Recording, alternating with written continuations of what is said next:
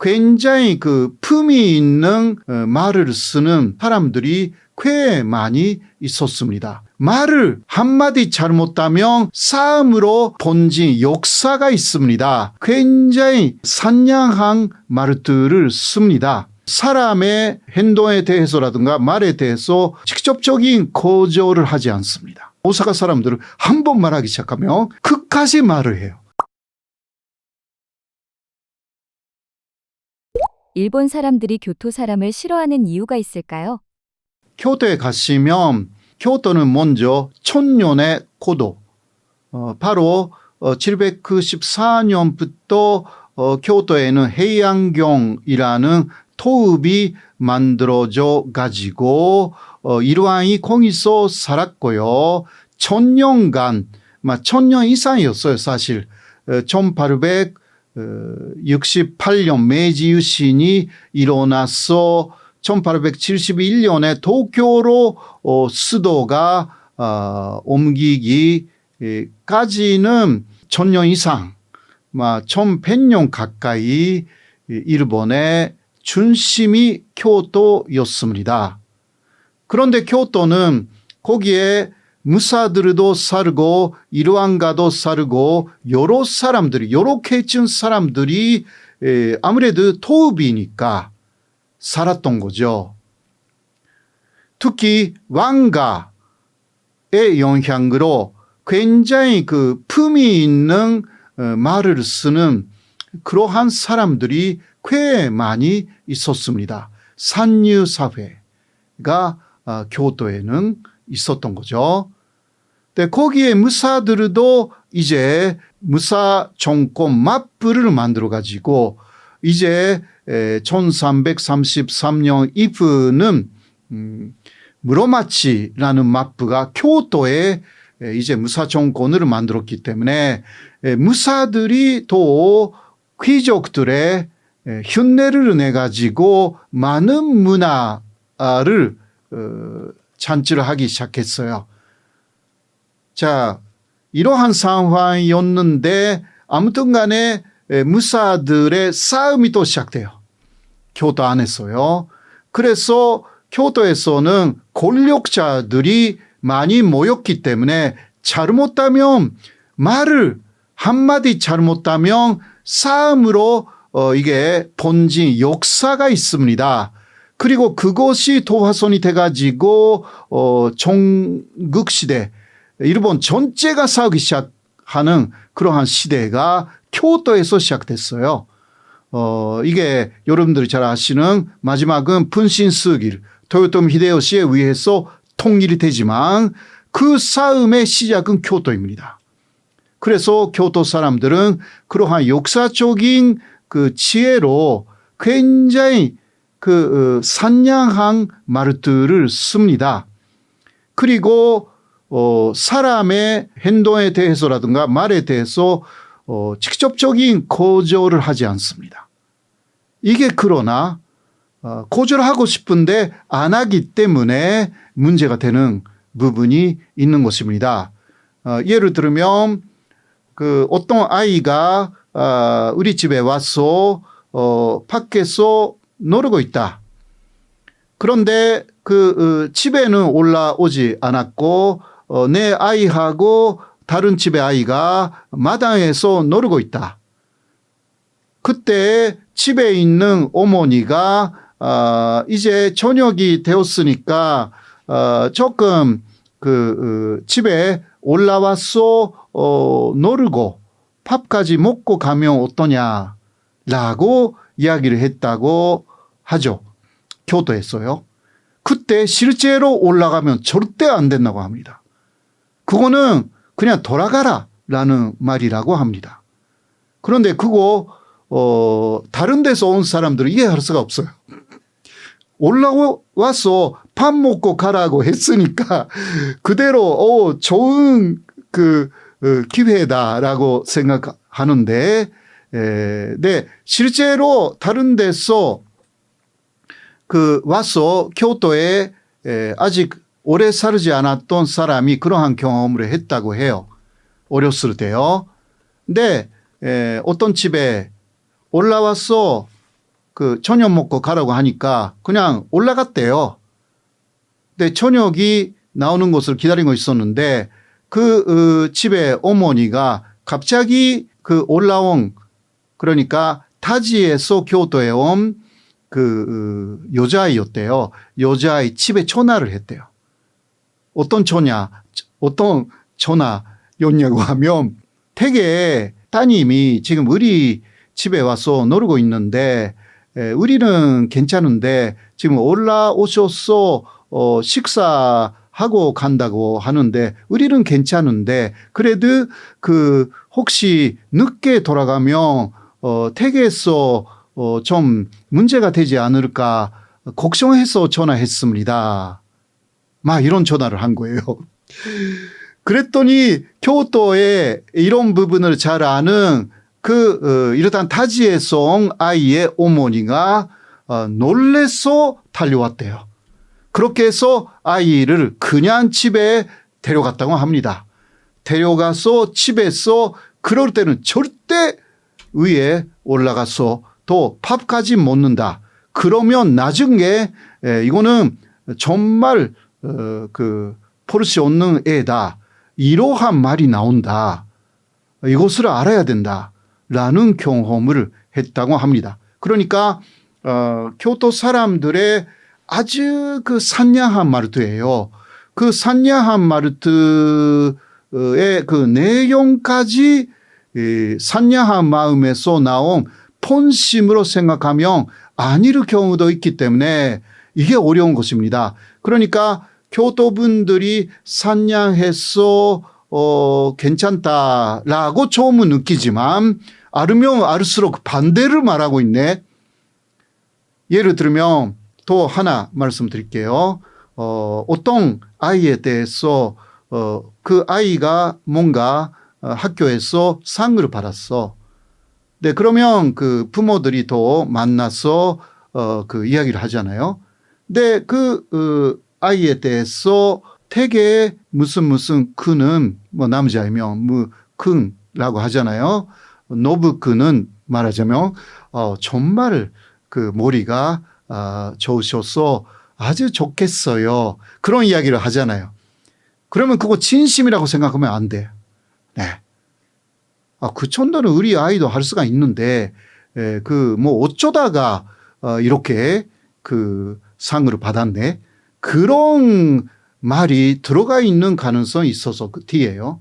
이게 조심해야 되는. 그러니까 역사적인 격통의 역사 속에서 직접적인 말을 하면 싸우게 될 우려가 있고 그것이 정극시대까지 이어졌다라는 그러한 그 아주 쓰라린 역사가 있는 교토 사람들은 절대 안 좋은 말을 하지 않습니다. 그러니까表面적으로는 좋은데 그러나 오래 거기에 살기에는 이게 무슨 뜻이지 계속 고민해야 되는 그러한 부분이 있어서 타지에 사는 분들은 교토 분들은 뭐 싫다라기보다 조금 그 사귀는데 곤란할 때가 많다. 이런 식으로 이야기를 하는 것입니다. 오사카 사람들을 싫어하는 일본 사람들도 있다는 게 사실인가요?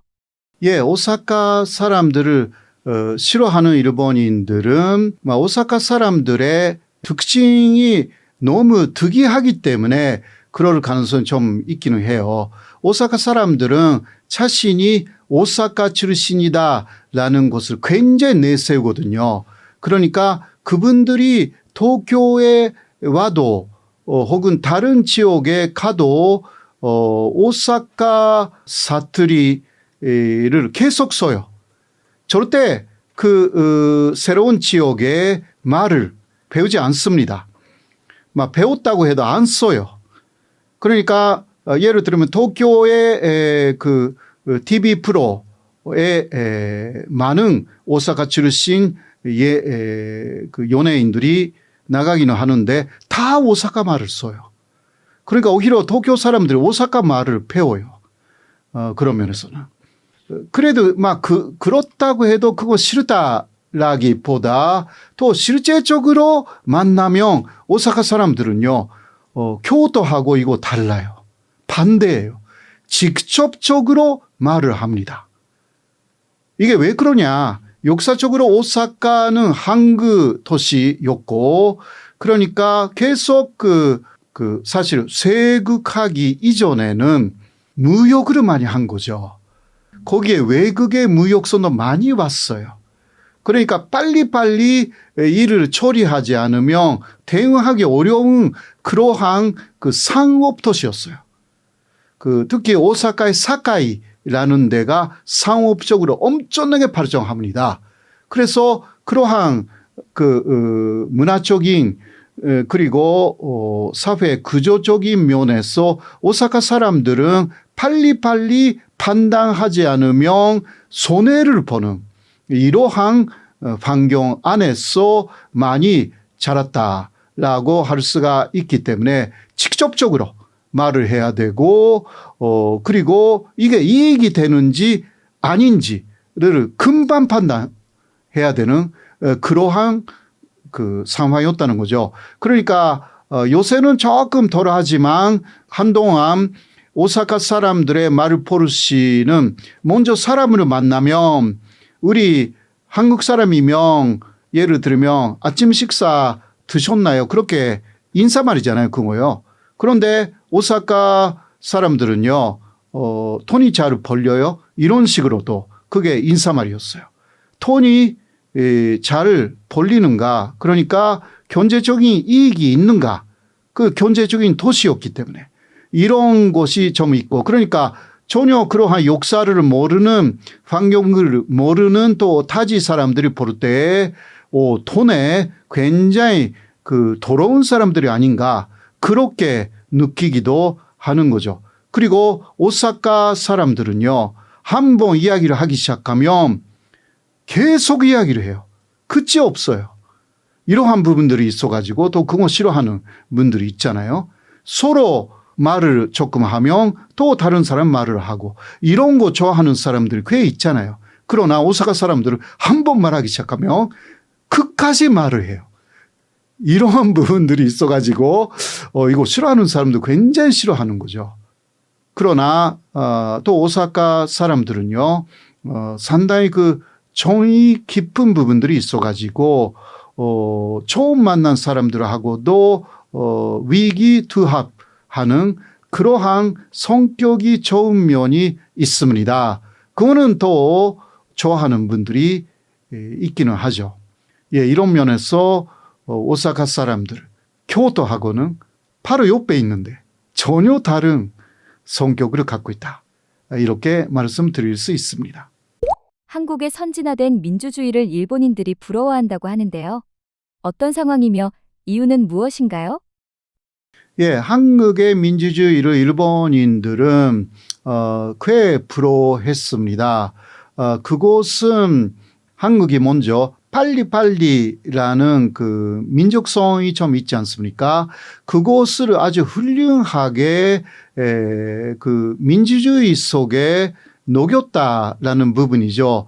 이거는 민주주의 그러니까 국민들이 우선이다라는 것으로 그런 뜻에서의 민주주의를 지금 말을 하면요.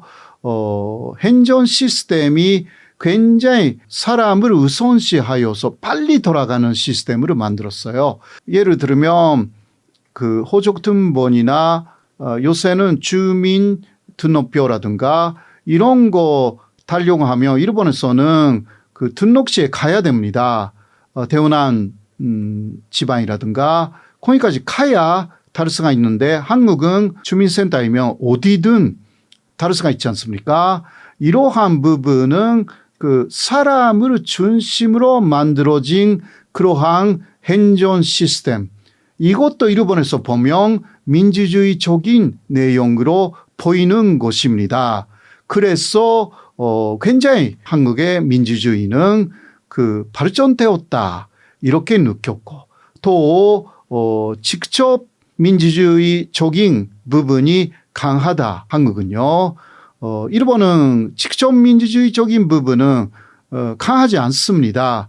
아무래도 간접 민주주의죠. 일본은. 그러나 한국은 대통령을 직선제로 뽑고 또 여러 가지 불만이 있으면 거리에 나가서 엄청나게 시위도 하고 이곳은 직접적인 민주주의. 그러니까 한국의 민주주의는 고대 그리스의 직접 민주주의에 가까운 것이 아닌가라는 면에서 불호했습니다. 그런데 이것이 바뀌었어요. 바뀌었다라기보다 한국의 민주주의가 취약한 면이 있다라고 최근에 일본인들은 생각하기 시작했습니다. 그 이유는 바로 2024년 12월 3일 윤석열의 계엄령이었습니다. 이것을 지적하는 것은 일본뿐만이 아닙니다. 영국의 이코노미스트라는 그러한 그 잡지가 있는데요. 그 조사 기관이 있습니다. 이코노미스트 인텔리전스 유닛이라는 조사 기관이 있습니다. 거기서는 세계 67개 국가의 민주주의 지수, 민주주의의 수준을 매년 발표하고 있습니다. 한국은 그러니까 2024년에 그 지수를 2025년에 발표를 했어요. 그것이 그러니까 2024년에 발표된 그거는 2023년의 결과를 또 2024년에 발표했잖아요. 그때는 22위였어요. 그러나 올해 바로 지난해에 결과를 발표했는데 10위 떨어졌습니다. 32위가 됐어요. 그 이유에 대해서 최대 이유는 라고 해가지고 이코노미스트 인텔리전스 유닛 그곳은 윤석열의 계엄령을 뽑았습니다. 이거 영국의 시각이었던 거죠. 그러나 이게 세계적인 권위 있는 민주주의 지수이기 때문에 세계적인 시각이 이거하고 일치한다라고 할 수가 있습니다. 그 인텔리전스 유닛은요 민주주의의 전체적인 점수를 그 10점으로 종합 평가를 하고 8.1점 이상을 완전한 민주주의 그리고 6.1에서 8점 이것을 결함이 있는 민주주의 이런 식으로 이야기를 해요. 또 아래는 민주주의하고 권위주의의 혼합체 또 아래는 권위주의 체제 이렇게 해서 그 점수도 내고 그러한 완전한 민주주의인지 결함이 있는 민주주의인지 혹은 권위주의가 섞인 민주주의인지 이런 거 다 이야기를 해요. 그런데 한국은 점수가 7.85 정도였고 바로 결함이 있는 민주주의가 되어버렸습니다. 2023년의 평가는 완전한 민주주의였거든요. 거기서 떨어진 거예요. 굉장히 많이 떨어졌어요. 자, 거기에 대해서 일본은 어떤가? 일본은 8.3점 정도이기 때문에 완전한 민주주의 속에 들어가 있습니다. 일본은 18위 정도이거든요. 순위로서는요. 그런데 재미있는 것은 미국이 그렇게 높지 않아요. 미국이 28위이고 또 7.9 정도로 역시 결함이 있는 민주주의에 속하는 게 미국입니다. 이거는 그 올해의 결과가 아니라서요. 바이든 시대부터 그랬다는 거예요.